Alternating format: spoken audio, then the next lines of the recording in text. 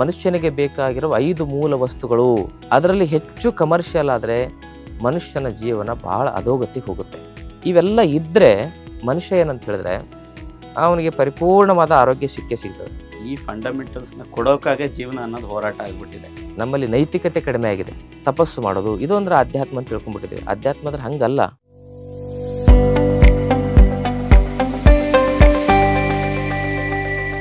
ಈಗ ಜನ ಹೇಗೆ ವಾದಿಸ್ತಾರೋ ಗೊತ್ತಿಲ್ಲ, ಬಟ್ ಆಯುರ್ವೇದ ಅಂತ ಬಂದ್ರೆ ಇದು ಸಾವಿರಾರು ವರ್ಷಗಳ ಹಿಂದಿನ ಒಂದು ಜೀವನ ಪದ್ಧತಿ ಅಂತ ಅನ್ಕೊಳ್ಳೋಣ. ಔಷಧೀಯ ಪದ್ಧತಿ ಅಥವಾ ಜೀವನ ಪದ್ಧತಿ ಅಂತ ಅನ್ಕೊಳ್ಳೋಣ. ಈಗ ಯೋಗ ಇವೆಲ್ಲವೂ ಕೂಡ ಸಾಂಪ್ರದಾಯಿಕವಾಗಿ ಸಾವಿರಾರು ವರ್ಷಗಳ ಹಳೆಯದು. ಬಟ್ ಈ ಕಾಲ ಬದಲಾಗಿದೆ. ಈ ಕಾಲಘಟ್ಟದಲ್ಲಿ ನಾವು ಬದುಕ್ತಾ ಇದೀವಿ. ಈ ಕಾಲಘಟ್ಟಕ್ಕೆ ತಕ್ಕಂಗೆ ಬದುಕೋದು ಅನಿವಾರ್ಯ. ಇವಾಗ ಜನಸಂಖ್ಯೆ ಆವಾಗ ಕಡಿಮೆ ಇತ್ತು, ಇವಾಗ ಜಾಸ್ತಿ ಆಯ್ತು. ಮತ್ತೆ ಈ ಆಧುನಿಕ ಎಲ್ಲವೂ ಈಗ ಆಧುನಿಕ ಆಗಿದೆ. ಈಗ ಅನಿವಾರ್ಯ ಎಜುಕೇಶನ್ ಸಿಸ್ಟಮ್. ಮೊದಲು ಗುರುಕುಲ ಇತ್ತು ಅಂತ ಹೋಗಿ ನಾವೀಗ ಗುರುಕುಲ ಸ್ಟಾರ್ಟ್ ಮಾಡೋದಕ್ಕ ಗುರುಕುಲದಲ್ಲಿ ಕೂತ್ಕೊಂಡು ಓದೋದಕ್ಕೂ ಆಗಲ್ಲ. ಈಗ ನಾವು ಅವಾಗ ಮೊಬೈಲ್ ಇರ್ಲಿಲ್ಲ, ಟೆಕ್ನಾಲಜಿ ಇರ್ಲಿಲ್ಲ, ಈಗ ಎಲ್ಲವೂ ಬಂದಿದೆ. ಈ ಅನಿವಾರ್ಯ ಈ ಕಾಲಘಟ್ಟದಲ್ಲಿ ನಾವು ಬದುಕೋದು ಹೇಗೆ? ಸಾಧ್ಯವಾದಷ್ಟು ಸ್ವಚ್ಛವಾಗಿ ಬದುಕೋದಷ್ಟೇ. ಈಗ ಮೊಬೈಲ್ ಅಂತ ಹೇಳಿದ್ರಿ, ಮೊಬೈಲ್ ಅನಿವಾರ್ಯತೆಗೆ ಬಳಸೋದು ಬೇರೆ, ಮೊಬೈಲ್ ಚಟ ಆಗೋದು ಬೇರೆ.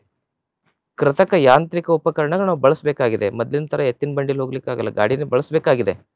ಅದರಲ್ಲೂ ಕೂಡ ಸಾಧ್ಯವಾದಷ್ಟು ನ್ಯಾಚುರಲ್ ಆಗಿ 1 ಕಿಲೋಮೀಟರ್ 2 ಕಿಲೋಮೀಟರ್ ಇತ್ತಾ, ಅರ್ಧ ಕಿಲೋಮೀಟರ್ ಇತ್ತಾ, ನಮ್ಮ ಮನೆಯಿಂದ ಆಫೀಸು ನಡ್ಕೊಂಡು ಹೋಗ್ಬೋದು.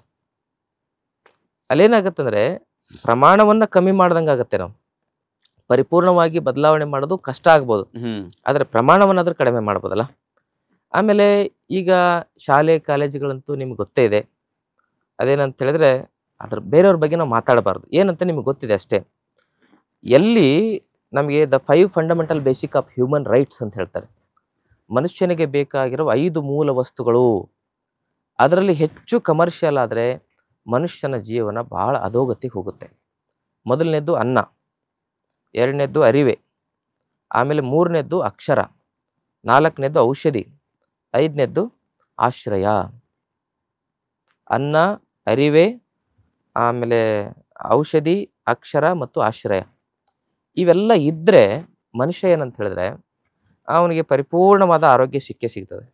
ಈ ನೋಡಿ, ಒಬ್ಬ ದೊಡ್ಡ ಬಂಗ್ಲೆಯಲ್ಲಿ ಇರ್ತಾನೆ, ಇನ್ನೊಬ್ಬ ಸೊಳ್ಳೆ ಕಡಿಸ್ಕೊಳ್ತಾ ಗುಡಿಸಲಲ್ಲಿ ಇರ್ತಾನೆ. ನೀವು ಹೇಳಿದ್ರಲ್ಲ, ಈ ಫಂಡಮೆಂಟಲ್ಸ್ನ ಕೊಡೋಕ್ಕಾಗೆ ಜೀವನ ಅನ್ನೋದು ಹೋರಾಟ ಆಗ್ಬಿಟ್ಟಿದೆ. ಈಗ ತಂದೆ ತಾಯಿಗೆ ತನ್ನ ಮಕ್ಳಿಗೆ ಇವುಗಳನ್ನೆಲ್ಲ ಕೊಡಿಸ್ಬೇಕು, ಅಥವಾ ಅವ್ರನ್ನ ಸಾಕ್ಬೇಕು, ತಾನು ಬದುಕೋದ್ರ ಜೊತೆಗೆ ತಮ್ಮ ಮುಂದಿನ ಪೀಳಿಗೆ ಮಕ್ಕಳನ್ನು ಸಾಕ್ಬೇಕು. ಇದಕ್ಕಾಗಿ ಹೋರಾಟ ಆಗಿದೆ, ಬದುಕೋದಕ್ಕೆ ಹೋರಾಟ ಆಗಿದೆ. ಹೌದು. ಆದ್ರೂ ನಿಮ್ಗೆ ಗೊತ್ತಿದೆ, ನಿಮ್ಗೆ ಗೊತ್ತಿಲ್ಲದೆ ಇರೋದೇನಿಲ್ಲ. ಬಡವ ಬಡವಾಗಿನೇ ಉಳಿತಾ ಇದ್ದಾನೆ, ಶ್ರೀಮಂತ ಶ್ರೀಮಂತ ಆಗಿನೇ ಹೋಗ್ತಾ ಇದ್ದಾನೆ. ಇದಕ್ಕೇನಂದ್ರೆ ನಮ್ಮಲ್ಲಿ ನಿಯತ್ ಕಡಿಮೆ ಆಗಿರೋದು ಇದಕ್ಕೆ ಮುಖ್ಯ. ನಮ್ಮಲ್ಲಿ ನೈತಿಕತೆ ಕಡಿಮೆ ಆಗಿದೆ. ಆ ನೈತಿಕತೆ ಕಡಿಮೆ ಆಗ್ಲಿಕ್ಕೆ ಮೂಲ ಕಾರಣವೇ ನಮ್ಮ ಆಧ್ಯಾತ್ಮಿಕ ವಿಚಾರಗಳನ್ನು ನಾವು ಸರಿಯಾಗಿ ತಿಳ್ಕೊಳ್ಳಿಲ್ಲ. ಆಧ್ಯಾತ್ಮ ಅಂದ್ರೆ ನಾವೇನು ತಿಳ್ಕೊಂಡ್ಬಿಟ್ಟಿದ್ದೇವೆ ಅಂತ ಹೇಳಿದ್ರೆ, ಭಾಳ ಜನ ಸನ್ಯಾಸಿಗಳಾಗೋದು, ಇದು ದಾಡಿ ಬಿಡೋದು, ಜಟೆ ಬಿಡೋದು, ಗಡ್ಡ ಬಿಡೋದು, ತಪಸ್ಸು ಮಾಡೋದು, ಇದು ಅಂದ್ರೆ ಅಧ್ಯಾತ್ಮ ಅಂತ ತಿಳ್ಕೊಂಡ್ಬಿಟ್ಟಿದ್ದೀವಿ. ಅಧ್ಯಾತ್ಮ ಅಂದ್ರೆ ಹಂಗಲ್ಲ. ನಮ್ಮ ಜೀವನದಲ್ಲಿ ಒಬ್ಬರ ಮನಸ್ಸನ್ನು ನೋಯಿಸದೆ, ಯಾರ್ದೋ ಒಬ್ಬರ ಮನೆಗೆ ಕೆಟ್ಟದ್ದು ಬಯಸದೇ ಇರೋದೇ ಪರಿಪೂರ್ಣ ಅಧ್ಯಾತ್ಮ. Spirituality it's a practicality. ಯಾರಿಗೂ ಕೆಟ್ಟದ್ದನ್ನು ಬಯಸ್ದಂಗೆ ನಮ್ಮ ಪಾಡಿಗೆ ನಾವಿರೋದು. ನಾವು ದುಡಿದ ಶ್ರಮದಿಂದ ಅದಕ್ಕೆ ನಾವೇನಂತ ಹೇಳಿದ್ರೆ ಪರಿಶುದ್ಧವಾದ ಕಾಯಕ ಮಾಡೋದು, ಬಂದಿದ್ರಲ್ಲಿ ಸ್ವಲ್ಪ ದಾಸೋಹ ಮಾಡೋದು, ಪರಿಪೂರ್ಣವಾಗಿ ಯೋಗ ಜೀವನದಲ್ಲಿ ಬದುಕೋದು. ಇದರಿಂದ ಮನುಷ್ಯನ ಪರಿಪೂರ್ಣ ಆರೋಗ್ಯ ಸಿಗ್ತದೆ. ಇದನ್ನು ನಾವು ಎಷ್ಟೇ ಹೇಳಿದರೂ ಕೂಡ ಈಗ ಅದನ್ನು ತಿಳ್ಕೊಳ್ಳೋ ಮನಸ್ಥಿತಿ ಜನರಿಗಿಲ್ಲ. ಯಾಕಂದರೆ ಮೊದಲು ಆರಾಮಾಗಿ ಜನ ಏನಿತ್ತು ಅಂತ ಹೇಳಿದ್ರೆ, ಮನುಷ್ಯನ ಜೀವನ ಹೇಗಿತ್ತು ಅಂತ ಹೇಳಿದ್ರೆ ಇಷ್ಟೊಂದು ಯಾಂತ್ರಿಕ ಇರಲಿಲ್ಲ, ಸ್ಪೀಡ್ ಇರಲಿಲ್ಲ. ಈಗ ಮನುಷ್ಯ ನೀವು ಒಂದು 20 ಸೆಕೆಂಡ್ 30 ಸೆಕೆಂಡ್ ರೀಲ್ಸ್ ನೋಡೋಕ್ಕೆ ತಾಳ್ಮೆ ಇಲ್ಲ ಜನರಿಗೆ. ನೀವು ನಮಗೆ ಹೇಳ್ತಾ ಇರ್ತೀರಿ ಸ್ವಲ್ಪ ಶಾರ್ಟ್ ಆಗಿ ಮತ್ತೆ ಅದರಲ್ಲಿ ವಿಷಯಗಳನ್ನ ಹೆಚ್ಚು ತುಂಬಿ ಕೊಡ್ರಿ, ವಿಚಾರಗಳನ್ನ, ಆಧ್ಯಾತ್ಮಿಕ ವಿಚಾರಗಳನ್ನ ಕೇಳೋ ಮನಸ್ಥಿತಿ ಇಲ್ಲ ಅಂಥೇಳಿ ಆ ತಾಳ್ಮೆ ಹೊರಟೋಗ್ಬಿಟ್ಟ ಜನರಲ್ಲಿ.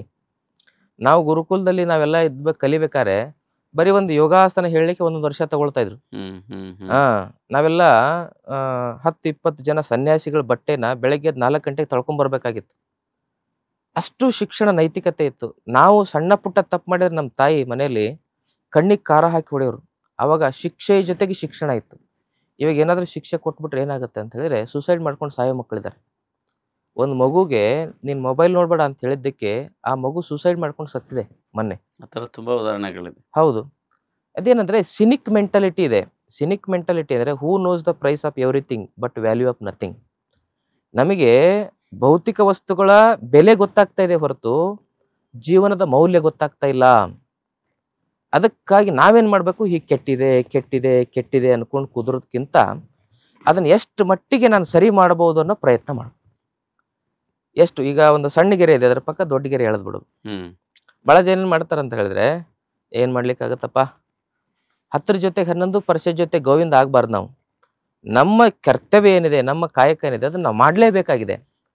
ಒಬ್ಬರೇ ಸುಧಾರಿಸ್ಲಿ ಸಾಕು, ನಮಗೆ ಇಬ್ಬರೇ ಸುಧಾರಿಸ್ಲಿ. ಅದಕ್ಕೆ ನಮ್ಮ ಜೀವನದ ಉದ್ದೇಶ ಏನಂತ ಹೇಳಿದ್ರೆ, ಜಾತಿ, ವರ್ಗ, ವರ್ಣ, ಲಿಂಗ, ಆಶ್ರಮ ಭೇದ ಇಲ್ಲದೆ ಇರತಕ್ಕಂಥ ಸಮಾಜದ ನಿರ್ಮಾಣ, ಕಲ್ಯಾಣ ರಾಜ್ಯದ ನಿರ್ಮಾಣ, ಪರಿಪೂರ್ಣ ಸ್ವಾಸ್ಥ್ಯ ಸಮಾಜದ ನಿರ್ಮಾಣ. ಅದಕ್ಕಾಗಿಯೇ ನಾವು ಇತ್ತೀಚೆಗೆ ಏನು ಮಾಡ್ತಾ ಇದ್ದೀವಿ, ಒಂದು 5 ದಿವಸದ ಶಿಬಿರನೂ ಮಾಡ್ತಾ ಇದ್ದೀವಿ ನಮ್ಮ ಆಶ್ರಮದಲ್ಲಿ. ಆ 5 ದಿವಸದಲ್ಲಿ ಭಾಳ ಜನ ಇನ್ಸುಲಿನ್ ಬಿಡ್ತಾರೆ, BP ಮಾತ್ರೆ ಬಿಡ್ತಾರೆ, ಥೈರಾಯ್ಡ್ 5 ದಿವಸದಲ್ಲಿ ಆ ಪರಿವರ್ತನೆ ಆಗ್ಬೇಕಾದ್ರೆ ಜೀವನ ಪರ್ಯಂತ ಅಲ್ಲಿ ಏನು ಹೇಳ್ಕೊಡಲ್ಲ ನಾವು. ನ್ಯಾಚುರಲ್ ಆಗಿ ತಿನ್ರಪ್ಪ, ನ್ಯಾಚುರಲ್ ಆಗಿ ಬದುಕ್ರಿ, ಇಷ್ಟೇ ಹೇಳ್ಕೊಡ್ತೇವೆ. ದೇಹ ಶುದ್ಧೀಕರಣ ಮಾಡ್ತೇವೆ. 5 ದಿವಸದಲ್ಲಿ ಅಂತ ಪರಿವರ್ತನೆ ಆಗಬೇಕಾದ್ರೆ ಅದನ್ನು ಅಳವಡಿಸ್ಕೊಂಡ್ರೆ ಆಗಲ್ವಾ? ಮನುಷ್ಯನಿಗೆ ಕಾಯಿಲೆ ಬರ್ತಾ ಇರೋದು ನಿಮಗೆ ನೆನಪಿರ್ಲಿ, ನಮ್ಮ ಗುರುಗಳು ಡಾಕ್ಟರ್ BM ಹೆಗ್ಡೆ ಅವರು ಹೇಳ್ತಾ ಇದ್ರು. ಅವರು ನಮ್ಮ ಗುರುಗಳು ಅವ್ರೇನು ಹೇಳ್ತಾ ಅಂದ್ರೆ ADR ಅಂತ ಹೇಳ್ತಾರೆ, ಅಡ್ವರ್ಸ್ ಡ್ರಗ್ ರಿಯಾಕ್ಷನ್. ಮನುಷ್ಯನಿಗೆ ಈ ಕೆಮಿಕಲ್ ಔಷಧಿ ತಿಂದು ತಿಂದು ಆ ಡ್ರಗ್ ರಿಯಾಕ್ಷನ್ ಇಂದ ಜಾಸ್ತಿ ಸಾವಾಗ್ತಾ ಇದೆ ಹೊರತು ಮನುಷ್ಯನ ದೇಹದ ಒಳಗಡೆ ಉತ್ಪತ್ತಿ ಆಗಿರೋ ರೋಗದಿಂದ ಸಾವು ತುಂಬಾ ಕಡಿಮೆ. ನೀವು ನೋಡಿ, ಯಾವುದೋ ಒಂದು ಮಾತ್ರೆ ತಗೊಳ್ಳಿ, ಅದರ ಸೈಡ್ ಎಫೆಕ್ಟ್ ಆಗಿ 100 ರೋಗಗಳು ಬಂದೇ ಬರ್ತವೆ. ಅದಕ್ಕಾಗಿ ನಾವೇನ್ ಮಾಡ್ಬೇಕಂತ ಹೇಳಿದ್ರೆ, ಓಷಧ ಅಂತ ಹೇಳ್ತಾರೆ. ಮೊದಲು ನಮ್ಮ ಆಹಾರವೇ ಔಷಧಿ ಆಗ್ಬೇಕು. ನಮ್ಮ ಆಯುರ್ವೇದ ಹೇಳುತ್ತೆ ಆಹಾರಂ ಪರಮೌಷಧಂ. ಆಮೇಲೆ ನೀರು ಔಷಧಿ ರೂಪದಲ್ಲಿ ಸೇವನೆ ಮಾಡ್ಬೇಕು. ನೀರು ಹೆಂಗೆ ಕುಡಿಬೇಕು ಗೊತ್ತಿಲ್ಲ ನಮಗೆ. ನಿಂತು ನೀರು ಕುಡಿತೇವೆ, ನಿಂತು ಆಹಾರ ಸೇವನೆ ಮಾಡ್ತೇವೆ. ನಿಂತು ನೀರು ಕುಡಿಯೋದು, ನಿಂತು ಆಹಾರ ಸೇವನೆ ಮಾಡೋದ್ರಿಂದ ಜೀರ್ಣನೇ ಆಗಲ್ಲ, ಸ್ಟ್ರೋಕ್ ಆಗುತ್ತೆ, ದೈಹಿಕ ಆರೋಗ್ಯಕ್ಕೆ ತುಂಬಾ ತೊಂದರೆ ಆಗುತ್ತೆ. ಮೆದುಳು ಮತ್ತೆ ಹೃದಯ, ಲಿವರು, ಲಂಗ್ಸು, ಆಮೇಲೆ ಕಿಡ್ನಿ, ಇದಕ್ಕೆ ವೈಟಲ್ ಆರ್ಗನ್ಸ್ ಅಂತ ಕರೀತಾರೆ. ನಿಂತು ಆಹಾರ ತಿನ್ನೋದು, ನಿಂತು ನೀರು ಕುಡಿಯೋದು, ಅರ್ಧ ಕುತ್ಕೊಂಡು ಟಾಯ್ಲೆಟ್ ಹೋಗ್ತಾರೆ. ನಾವು ಕೂತಿದ್ದೇವಲ್ಲ, ಇದೇ ರೀತಿ ಕುತ್ಕೊಂಡು ಟಾಯ್ಲೆಟ್ ಸಿಸ್ಟಮ್ ಬಂದಿದೆ ಈಗ. ಇದರಿಂದ ದೇಹ ಸ್ವಚ್ಛ ಆಗೋದಿಲ್ಲ. ನಾವು ಹೀಗೆ ಕುಕ್ಕರ್ ಕಾಲಲ್ಲಿ ಕುತ್ಕೋತಿದ್ವಿ, ಹಿಂದೆ ಹೀಗೆ ಕುತ್ಕೋತಾ ಇದ್ವಿ. ಹೀಗೆ ಕುತ್ಕೊಳ್ಳೋದ್ರಿಂದ ಏನಾಗ್ತದೆ ಅಂತ ಹೇಳಿದ್ರೆ, ಪೂರ್ತಿ ಅಪಾನವಾಯು ಕ್ರಿಯಾಶೀಲ ಆಗುತ್ತೆ, ಹೊಟ್ಟೆ ಪೂರ್ತಿ ಖಾಲಿ ಆಗುತ್ತೆ. ನಾವೇನ್ ಮಾಡ್ತದೆ, ಕಮರ್ಡ್ ಸೀಟಲ್ಲಿ ಕುತ್ಕೋತಾ ಇದ್ದೇವೆ. ಈಗ ಆ ಕಮರ್ಡ್ ಸೀಟಲ್ಲಿ ಕುತ್ಕೊಳ್ತಾ ಇರೋದ್ರಿಂದ ಹೊಟ್ಟೆ ಖಾಲಿ ಆಗೋದಿಲ್ಲ, ಅದು ಹೆಚ್ಚಿಗೆ ಪ್ರೆಷರ್ ಹಾಕ್ಬೇಕಾಗತ್ತೆ. ಆ ಪ್ರೆಷರ್ ಇಂದ ಮೆದುಳಿಗೆ ತೊಂದರೆ ಆಗುತ್ತೆ. ಮೆದುಳಿನಲ್ಲಿ ಲಕ್ಷಾಂತರ ಹಾರ್ಮೋನ್ಸ್ಗಳ ರಿಯಾಕ್ಷನ್ಸ್ ಪ್ರತಿ ಸೆಕೆಂಡ್ಗೆ ಆಗ್ತಾ ಇರ್ತದೆ. ಏನಾದ್ರೂ ವ್ಯತ್ಯಾಸ ಆಯ್ತಂದ್ರೆ ಅದು ದೇಹದ ಮೇಲೆ ಪ್ರಭಾವ ಬೀರುತ್ತೆ. ಅದನ್ನೇ ಸೈಕೋಸೊಮೆಟಿಕ್ ಡಿಸೀಸ್ ಅಂತ ಹೇಳ್ತಾರೆ, ಆಟೋ ಇಮ್ಯೂನ್ ಡಿಸೀಸ್ ಅಂತ ಹೇಳ್ತಾರೆ. ಆಟೋ ಇಮ್ಯೂನ್ ಡಿಸೀಸ್ ಅಂದ್ರೆ ನಮ್ಮ ರೋಗ ನಿರೋಧಕ ಶಕ್ತಿ ನಮ್ಮ ವಿರುದ್ಧನೇ ಕೆಲಸ ಮಾಡುತ್ತೆ. ಅಂತ ರೋಗಗಳಿಗೆ ಸೊಲ್ಯೂಷನ್ ಇಲ್ಲ, ಅದಕ್ಕೆ ಕಾರಣ ಪತ್ತೆ ಹಚ್ಚಲಿಕ್ಕಾಗಿಲ್ಲ ಅಂತ ಹೇಳ್ತಾರೆ. ಇದೇ ಕಾರಣ ಅದಕ್ಕೆ. ನಮ್ಮ ತಪ್ಪು ಆಹಾರ ಪದ್ಧತಿ, ತಪ್ಪು ಜೀವನ ಪದ್ಧತಿ, ಇವೇ ಕಾರಣ. ಈಗ ನಾವು ಪಾಯಿಂಟ್ ಬೈ ಪಾಯಿಂಟ್ ಮಾತಾಡ್ಕೊಂಡು ಹೋಗೋಣ. ಈಗ ನಮ್ಮ ಜನಸಾಮಾನ್ಯರು ಪ್ರತಿನಿತ್ಯ ಮಾಡುವಂತಹ ತಪ್ಪುಗಳೇನು, ಅವ್ರ ಜೀವನದಲ್ಲಿ ಮಾಡುವಂತಹ ತಪ್ಪುಗಳೇನು ಅಂತ ಹೇಳಿದ್ರೆ, ಬೆಳಗ್ಗೆ ಎದ್ದ ತಕ್ಷಣ ಟೀ ಕಾಫಿ ಕುಡಿತೇವೆ. ನಮ್ಮ ದೇಶದಲ್ಲಿ ಟೀ ಕಾಫಿ ಸಂಸ್ಕೃತಿ ಇರಲಿಲ್ಲ. ನಮ್ಮ ದೇಶದಲ್ಲಿ ಟೀ ಕಾಫಿ ಇರಲಿಲ್ಲ ಮೊದಲು. ನೀವು ಕೇಳಬೇಕಾದ್ರೆ ಟೀ ಕಾಫಿ ಬಂದಿದ್ದು ಬ್ರಿಟಿಷರಿಂದ, ಅರಬ್ರಿಂದ. ಟೀ ಕಾಫಿ ನಮ್ಮ ದೇಶದ ವಾತಾವರಣಕ್ಕೆ ಸೆಟ್ ಆಗೋದಿಲ್ಲ. ನಮ್ಮಲ್ಲಿ ವಿರುದ್ಧ ಆಹಾರಗಳು ಅಂತ ಹೇಳ್ತಾರೆ ಆಯುರ್ವೇದದಲ್ಲಿ. ಕಾಲ ವಿರುದ್ಧ, ದೇಶ ವಿರುದ್ಧ, ಆಮೇಲೆ ಪ್ರಕೃತಿ ವಿರುದ್ಧ ಎಲ್ಲ ಹೇಳ್ತಾರೆ.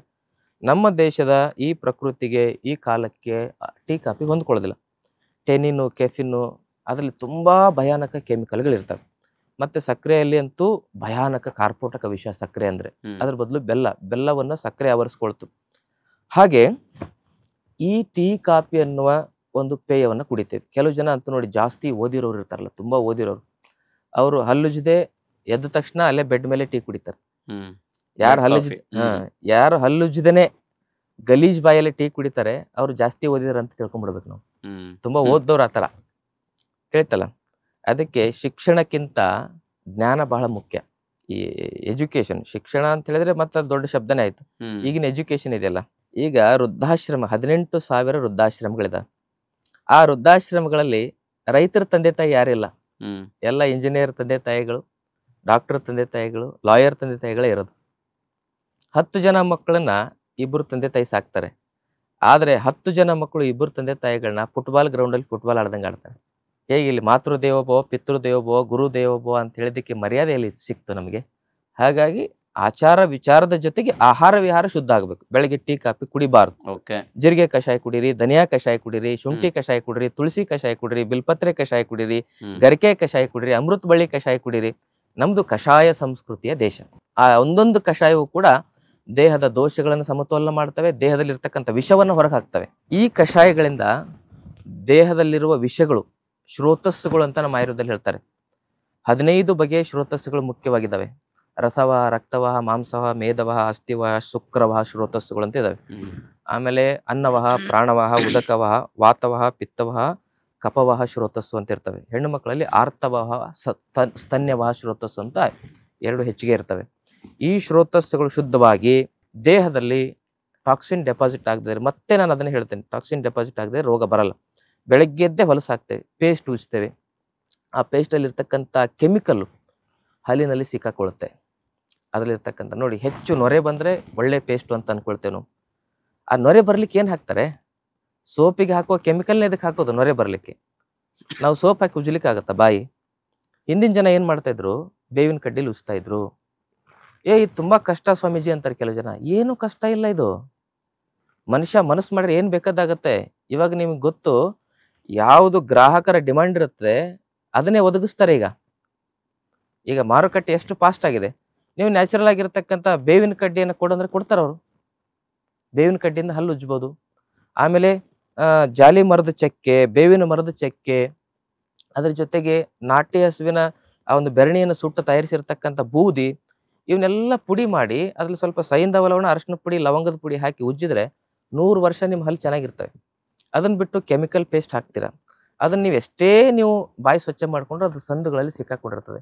ಆಹಾರದ ಜೊತೆಗೆ ಅದು ಒಳಗೆ ಹೋಗುತ್ತೆ. ಆ ಕೆಮಿಕಲ್ ಒಳಗೆ ಹೋದ್ರೆ ಅದರಿಂದನೇ BP, ಶುಗರ್, ಕ್ಯಾನ್ಸರ್ ಬರೋದು. ಹಲ್ಲು ಉಜ್ಜೋದ್ರಲ್ಲಿ ತೊಂದರೆ ಆಯಿತು.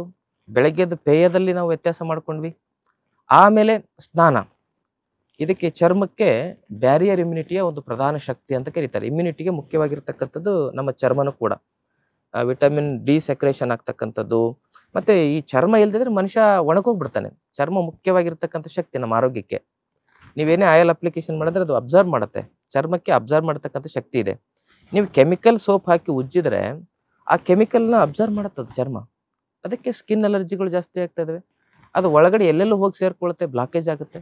ಎಲ್ಲೆಲ್ಲಿ ಈಗ ಏನೇನು ನಮ್ಮ ತಪ್ಪು ಮಾಡ್ತಾ ಇದೀವಲ್ಲ, ಇದರಿಂದ ಹೊಲಸು ಹಾರ್ಟಲ್ಲಿ ಸೇರ್ಕೊಂಡ್ರೆ ಕಾರ್ನರಿ ಆರ್ಟರಿ ಬ್ಲಾಕೇಜ್, ಕಿಡ್ನಿಲಿ ಸೇರ್ಕೊಂಡ್ರೆ ಕಿಡ್ನಿ ಫೇಲ್, ಬ್ರೈನಲ್ಲಿ ಸೇರ್ಕೊಂಡ್ರೆ ಬ್ರೈನ್ ಹೆಮರೇಜು, ಲಿವರ್ಲಿ ಸೇರ್ಕೊಂತ ಫ್ಯಾಟಿ ಲಿವರ್ ಸಿರೋಸಿಸ್ಸು, ಹಾಗೆ ಕರಳಲ್ಲಿ ಸೇರ್ಕೊತು ಅಲ್ಸರೇಟಿವ್ ಕೊಲೈಟಿಸ್. ಇದೇ ನಾವು ಮಾಡ್ತಾ ಇರ್ತಕ್ಕಂಥ ತಪ್ಪಲ್ಲಿ. ಹಲವಾರು ತಪ್ಪುಗಳನ್ನ ಹೇಳಿದೆ ನಾನು. ಆಮೇಲೆ ಏನು ಮಾಡ್ತಾ ಇದ್ದೀವಿ ಅಂತ ಹೇಳಿದ್ರೆ, ಮೊದಲು ಕುತ್ಕೊಂಡು ಆಹಾರ ಸೇವನೆ ಮಾಡ್ತಾ ಇದ್ದೀವಿ, ಈಗ ನಿಂತು ತಿಂತಾ ಇದ್ದೀವಿ. ಇನ್ನು ಮುಂದೆ ಓಡ್ಕೊಂಡು ತಿಂತಾರೋ ಗೊತ್ತಿಲ್ಲ. ಮೊದಲು ನ್ಯಾಚುರಲ್ ಆಗಿರ್ತಕ್ಕಂಥ ಆಹಾರ ಇತ್ತು ಮಡಿಕೆಯಲ್ಲಿ. ಈಗ ಮಡಿಕೆ ಹೋಗ್ಲಿ, ಮಡಿಕೆಯಲ್ಲಿ ತಾಳ್ಮೆ ಇಲ್ಲ ಅಂದ್ರೆ ಅಟ್ಲೀಸ್ಟ್ ಸ್ಟೀಲು ಮತ್ತೆ ಹಿತ್ತಾಳೆ ಮತ್ತು ತಾಮ್ರದಲ್ಲಿ ಆಹಾರ ನಾವು ತಯಾರು ಮಾಡ್ಬೋದು. ಪರ್ಸೆಂಟೇಜ್ ವೈಸ್ ನಾವು ಸುಧಾರಿಸ್ತಾ ಹೋಗ್ಬೇಕು. ಅದನ್ನ ಕುಕ್ಕರ್ ಆವರಿಸ್ಕೊತು. ಆಮೇಲೆ ಏನಾಯ್ತಂದ್ರೆ, ಮೊದಲು ಮನುಷ್ಯ ಏನಿತ್ತು ಅಂತ ಹೇಳಿದ್ರೆ ನ್ಯಾಚುರಲ್ ಆಗಿರ್ತಕ್ಕಂಥ ಫುಡ್ ಮನೇಲಿ ಇರ್ತಾ ಇದ್ದು. ಈಗ ಬೆಳಗ್ಗೆ ಎದ್ದ ತಕ್ಷಣ ಕೆಲವು ಜನ ತಿಂಡಿಗೆ ಬ್ರೆಡ್ ಬಳಸ್ತಾರೆ, ಬ್ರೆಡ್ ಜಾಮ್ ಬಳಸ್ತಾರೆ. ಮೊದಲು ಮುದ್ದೆ ತಿಂದು ಬೆಳಗ್ಗೆ ಎದ್ದು ಮುದ್ದೆ ರೊಟ್ಟಿ ತಿಂದಿದ್ರೆ ಅವನು 8-10 ತಾಸು ಹೊಲದಲ್ಲಿ ಕೆಲಸ ಮಾಡಿದ್ರೆ ಜಪ್ಪಯ್ಯ ಅಂತಿರ್ಲಿಲ್ಲ. ಹೀಗೆ ನಮ್ಮ ಪಾರಂಪರಿಕ ಆಹಾರಗಳು ಈ ಕಡೆ ಮುದ್ದೆ ತಿಂತಾರೆ, ಯಾವ್ದು ಅವ್ರ ಆಹಾರಕ್ಕೆ ಸೆಟ್ ಆಗಿರ್ತದೆ. One man food another man poison. ಈಗ ನಾವು ಉತ್ತರ ಕರ್ನಾಟಕದಲ್ಲಿ ಹೋಗಿ ಮುದ್ದೆ ತಿನ್ಸಿದ್ರೆ ಅವ್ರಿಗೆ ಸೆಟ್ ಆಗಲ್ಲ ಅದು, ಯಾಕಂದ್ರೆ ಅವ್ರ DNA ಅದಕ್ಕೆ ಸೆಟ್ ಆಗಿರುತ್ತೆ. ಹಾಗೆ ನಮ್ಮ ಪೂರ್ವಜರು ಯಾವ ಆಹಾರ ತಿನ್ಕೊಂಡು ಬಂದ್ರಲ್ಲ ಅದು ನಾವು ಮರ್ತಿದ್ದೇವೆ. ಮತ್ತೆ ರಾತ್ರಿ ಕೂಡ ನಾವು 8, 9, 10 ಗಂಟೆಗೆ ಆಹಾರ ತಿಂತೇವೆ. ಜಠರಾಗ್ನಿ ಏನಾಗುತ್ತಂದ್ರೆ ಸೂರ್ಯನಿಗೆ ಅನುಗುಣವಾಗಿರ್ತದೆ. ಈ ಪ್ರಕೃತಿಗೂ ಆ ಪ್ರಕೃತಿಗೂ ಏನಿರ್ತದೆ, ಕನೆಕ್ಷನ್ ಇರ್ತದೆ. ಆ ಪ್ರಕೃತಿಯಲ್ಲಿ ಸೂರ್ಯ ಮುಳುಗಿದ ತಕ್ಷಣ ಈ ಶರೀರದಲ್ಲೂ ಕೂಡ ಜಠರಾಗ್ನಿ ಡೌನ್ ಆಗಿರುತ್ತೆ. ಅವಾಗ ನಾವು ಆಹಾರ ತಿಂದ್ರೆ ಅದೇನು ಜೀರ್ಣ ಆಗಲ್ಲ. ಜೀರ್ಣ ಆಗದೆ ಇದ್ರೆ ಆಮ ಆಗುತ್ತೆ, ಆಮದಿಂದ ರೋಗ ಉತ್ಪತ್ತಿ ಆಗುತ್ತೆ. ಇಷ್ಟೇ ಆಗೋದು. ಬೇಗ ಮಲಗಬೇಕು, ಬೇಗ ಏಳಬೇಕು, ಆಮೇಲೆ ಸ್ವಚ್ಛವಾದ ಆಹಾರ ತಿನ್ನಬೇಕು. ಸೊಪ್ಪು, ತರಕಾರಿ, ಹಣ್ಣು, ಮೊಳಕೆ ಕಾಳುಗಳು ಇವನ್ನ ಸಾಧ್ಯವಾದಷ್ಟು ಹೆಚ್ಚಿಗೆ ಸೇವನೆ ಮಾಡಬೇಕು. ಇದೇ ಆರೋಗ್ಯದ ಗುಟ್ಟು, ಮತ್ತೇನಿಲ್ಲ ಇದರಲ್ಲಿ.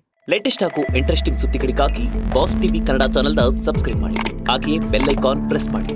ಇದರ ಜೊತೆಗೆ ಫೇಸ್ಬುಕ್, ಇನ್ಸ್ಟಾಗ್ರಾಮ್, ಎಕ್ಸ್ ನಲ್ಲೂ ಮಿಸ್ ಮಾಡದೆ ಫಾಲೋ ಮಾಡಿ.